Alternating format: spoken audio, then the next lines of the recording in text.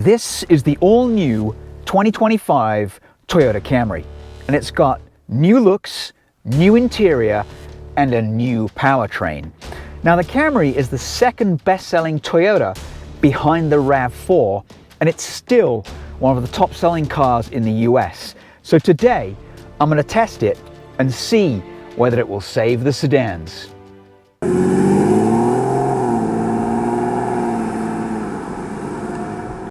So I'll be honest, I really prefer sedans to crossovers. I've said it before, and the reasons are fairly obvious. They're lighter, they're more aerodynamic, gives you better gas mileage, and they also sit lower with a lower center of gravity, meaning their handling is better, and they're generally a little bit more sporty, and they're also generally cheaper than crossovers.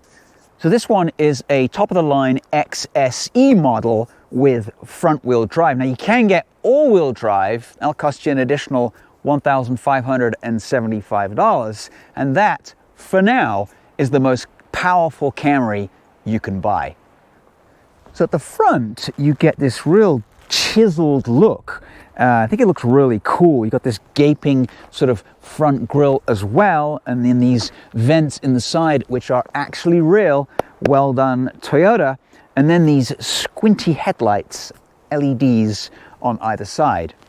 But walk around the side, from the side and the back, it could really be confused with the outgoing model. They look pretty much the same. So there's 4 trims to choose from. You've got the XLE and the LE. They're the non-sporty versions. They've got a softer suspension setup. They've got more chrome trim. This one has all blacked out trim. It's the XSE. There's also an SE model, and they have sportier suspension.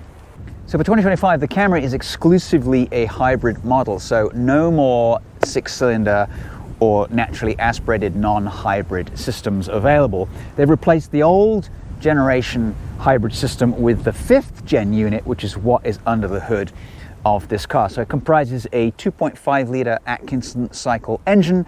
That's good for about 184 horsepower, so a couple of horsepower more than it gave before. Then there's 2 electric motors in here. One is essentially functions like a CVT transmission. The other one is an electric motor to provide additional power. Combined power of this car on the front wheel drive one is 225 horsepower. So if you pay that extra $1,500, you can get the all-wheel drive system. Now that has a 3rd electric motor on the back, operates completely independently of anything here up front, and combined, that system gives you 232 horsepower. On the highway, it'll do around 47 miles to the gallon, which is pretty impressive, and 0 to 60 takes around 6.8 seconds. So it's a little tricky to find the opener. It's actually all the way over on the right-hand side here. And this will give you about 15.1 cubic feet of space, which is kind of average for a car of this size. And then below here, you get some tools, and then below that, there is in fact a spare wheel. So on the XSE, you get these 19-inch black and smoke gray alloy wheels. They're wearing these Bridgestones. They're 235/40s all around.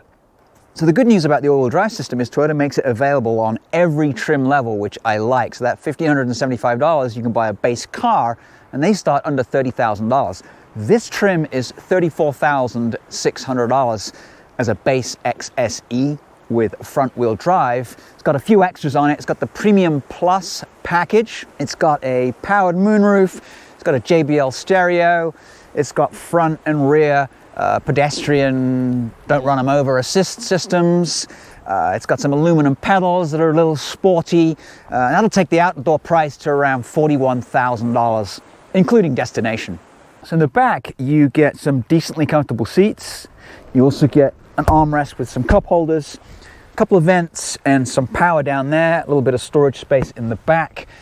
Headroom's a little bit limited because you've got this kind of cool looking sloping roof, but legroom is pretty good. This seat is quite a long way back.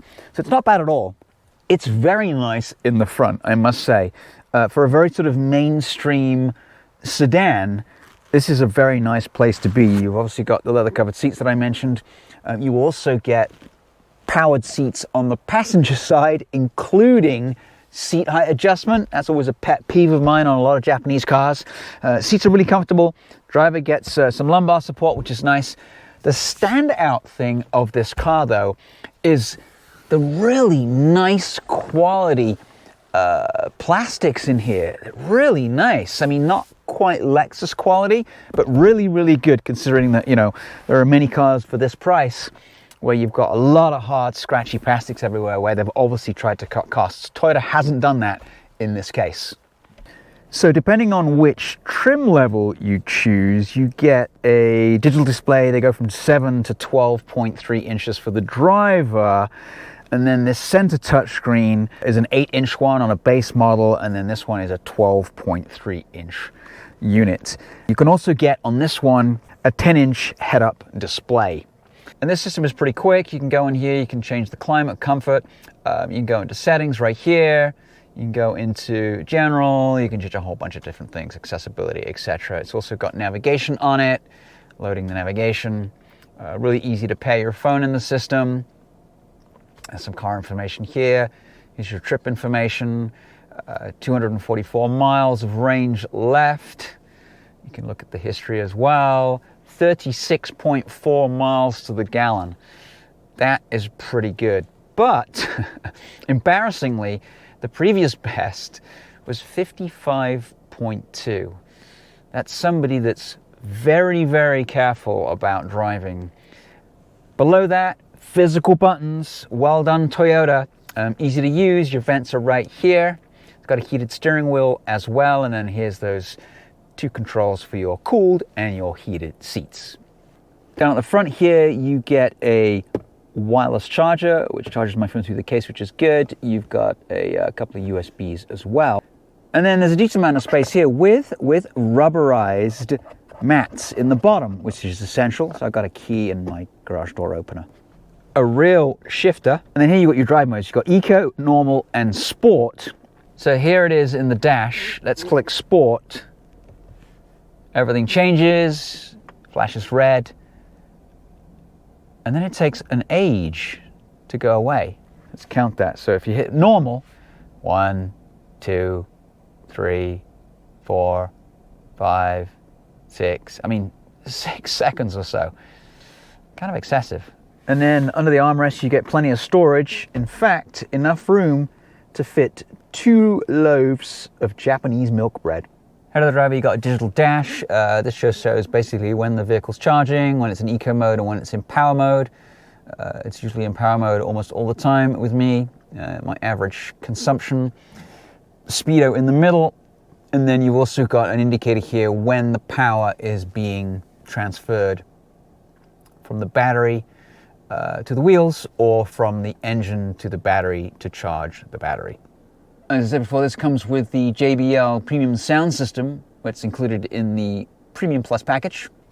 So anything annoying about this car? Yes, this right here is a driver monitoring camera, and it basically sees you as the driver and flashes annoying messages telling you to sit up straight, or your face isn't visible, or, you know, for whatever reason you're looking around, you're looking in the back seat.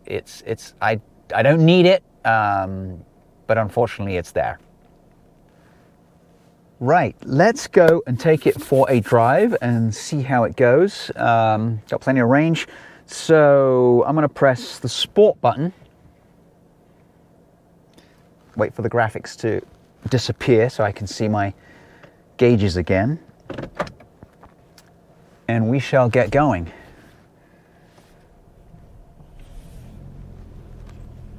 So off we go. So in sport mode, it has a tendency to kick the gas engine in a little bit more, which I'm fine with. But I do like, the engine's a bit buzzy, but it's definitely better than it is in the Prius. I've driven both the regular hybrid and also the plug-in hybrid Prius, and they get really noisy. This seems to have some better sound deadening, or it just seems to be better in general. But the electric motors and the gas engine make it quite zippy.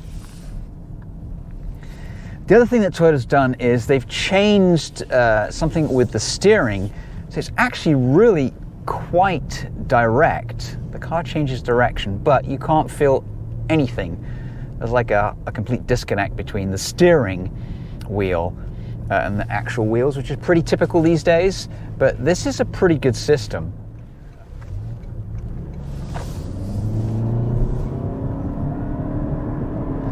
Now, with the front wheel drive car, as this is, if you are turning and you mash the go pedal, it does tend to spin its wheels slightly. So if you don't like that, then get the all-wheel drive one. But in sport mode, it's quite brisk. I mean, 0 to 60 in 6.8 seconds. It's kind of average. It's not bad. It's quick enough. But once you're on the move, and it's got the mass moving, it's very quick. It's a nice drive. And again, that engine makes itself heard, but it's definitely not as bad as how it is in the Prius. I could certainly live with that. One thing that I have noticed that it takes a little bit of getting used to is the brake pedal. It's not squishy, it's quite firm, but you've got to give it quite a solid push in order to have it slow or stop the vehicle. Which, most hybrid brakes are a little odd. But off we go, and we're going uphill, but this thing powers up. Very pleasant. Okay, onto the on-ramp.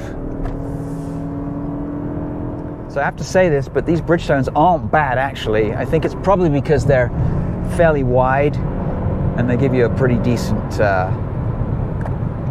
amount of rubber on the road. So here we are, cruising along. It's fairly quiet, isn't a whole lot of wind noise going on. It tracks pretty straight. I think it cuts through the air really well. It's really windy today. We've got some high winds coming in from the desert, but that sort of chiseled nose is carved straight through the air, so it's not affected at all. And then, going uphill, put your foot down. It keeps on giving. It really does. So I'm going to get off the freeway here. I'm going to attack some twisty stuff and see what happens. Wheels scrabbling for grip.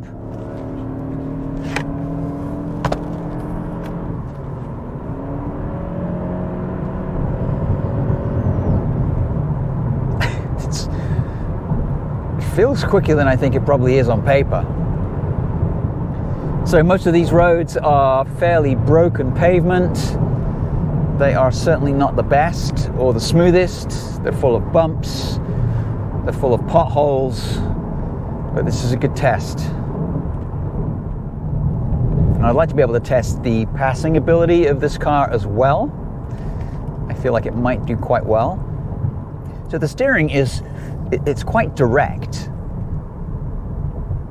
in that it really does turn quite well. All right, going for the passing maneuver. Oh, just flies by. But the steering does take a little bit of getting used to, just like the brakes, in that you almost tend to turn a little bit too much. It's so direct. It's very odd. But it's got me thinking, God, what if they made a real sporty Camry and they put the iForce Max, which is the 4-cylinder turbo engine and a battery with 320 horsepower and 400 foot-pounds of torque.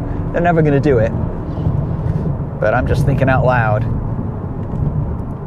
Anyway, around these bends, for a front driver, it's not bad. It's not understeering too much.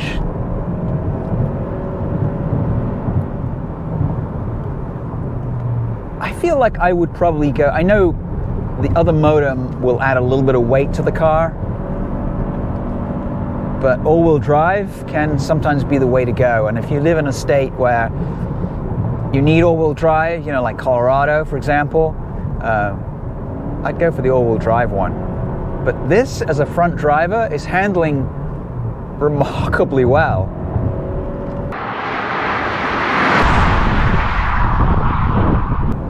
Very composed. Now, we are in the sportier setting, but the suspension is by no means uncomfortable. So it does suffer a little bit of torque steer when you mash that pedal, but it's generally fairly well controlled.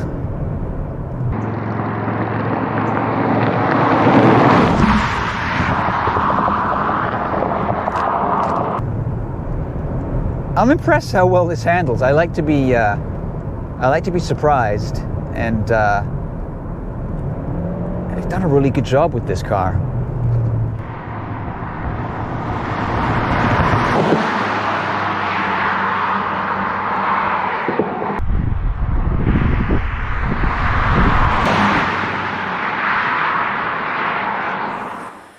So what do we think? Well, the 2025 Toyota Camry is pretty hard to beat when it comes to affordable and practical four-door transportation. And the bonus is it's a sedan, and the fact that they're still building them is great. As I said before, they handle better, they got better MPGs, they're just better in every way, unless you really want a lot of space inside. Anyway, I've enjoyed this car for the week that I've had it. Couldn't really find many faults. The four-cylinder engine is a little buzzy, but it doesn't make as much noise as it does in the Prius, so I'm kind of happy about that. Very refined, beautifully made, and again, really, really affordable. Anyway, once again, thanks for watching. We appreciate it. Like, subscribe, and we'll catch you next time with another video.